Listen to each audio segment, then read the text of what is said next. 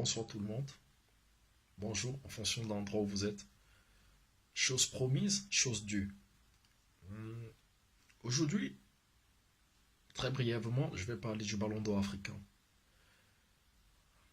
La victoire incontestable de Mohamed Salah est quelque chose de normal, de vrai et de magnifique. Pour la deuxième année consécutive, le brave footballeur, ce jeune Égyptien de 26 ans et sociétaire du club de Liverpool du côté de l'Angleterre, est récompensé de 2 années d'efforts, de 2 saisons au sommet de son art. Donc, on ne peut qu'applaudir, on ne peut que dire merci, on ne peut que dire ses félicitations. À côté, sur le podium, on a Sadio Mané, lui aussi sociétaire de Liverpool. Je suis content de ce jeune Sénégalais qui, depuis 2 saisons, arrive à tenir, arrive à maintenir le cap dans un club de forte concurrence, dans un club où la difficulté de s'imposer est réelle. Parce que on peut dire ce qu'on veut, Liverpool reste un club qui est vraiment doublé à tous les postes. Voilà. Et ceux qui sont pratiquement titulaires à Liverpool aujourd'hui sont ceux qui arrivent à mettre la barre très haute. Le podium est clôturé par le Gabonais Pierre-Emerick Aubameyang, qui aurait pu être vainqueur, ça ne m'aurait pas surpris.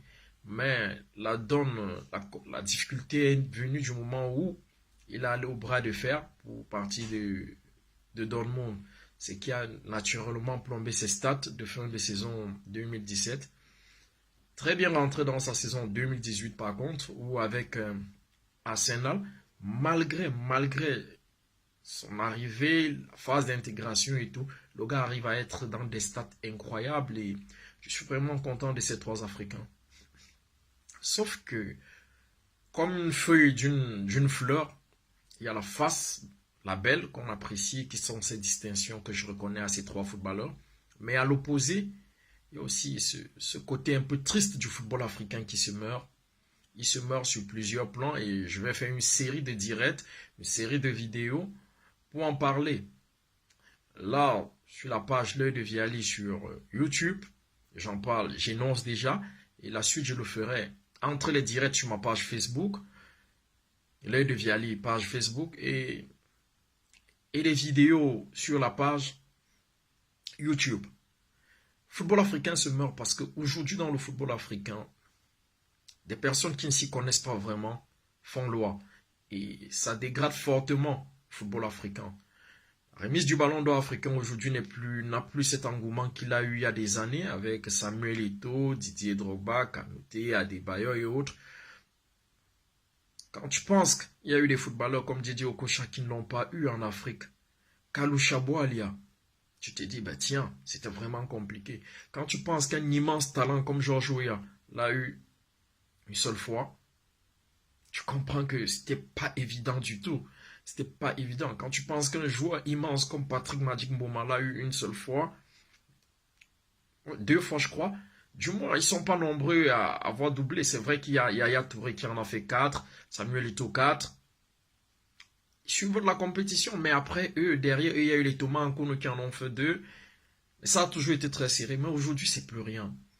C'est plus rien. Déjà que aujourd'hui, même la Coupe d'Afrique n'est plus une compétition qui fait vibrer. Moi, je suis Camerounais, nous l'avons gagné la dernière. Mais pose la question à un Ivoirien, à un Gabonais fan de football. Ils ne sont même pas capables de te coller 3 visages sur le trophée des champions d'Afrique de la dernière édition. Comme quoi le football africain, on ne peut pas l'applaudir. On ne devrait pas l'applaudir. Il y a tellement à dire sur le football africain et je ne me tairai pas. Je partagerai mes avis avec vous et sachez, en venant et en vous abonnant dans la page L'Œil de Viali, que vous êtes sur une plateforme qui ne va traiter que du football africain. Je ne parlerai que des footballeurs africains professionnels pour la majorité, pour la plupart. Mon débat sera axé sur le football professionnel des Africains, les footballeurs professionnels africains et les conseils que je vais envoyer aux fédérations africaines, aux jeunes footballeurs africains pour qu'ils comprennent ce qu'il y a lieu de faire. Si jamais ils deviennent professionnels, qu'ils savent à quoi s'attendre. Et s'ils ne le sont pas encore, qu'ils sachent quoi il faut faire pour rêver de devenir professionnel. Moi, je n'ai pas été professionnel, je le concède. Mais parce que j'ai échoué, Je crois que je suis une bonne personne aujourd'hui pour pouvoir enseigner aux gens ce qu'il fallait faire pour y arriver. Bonsoir, merci de m'avoir écouté. Nous sommes ensemble. C'est l'ensemble de nos petits pas qui feront le grand pas qui nous aidera à donner une autre couleur, une autre lumière au football africain. Merci.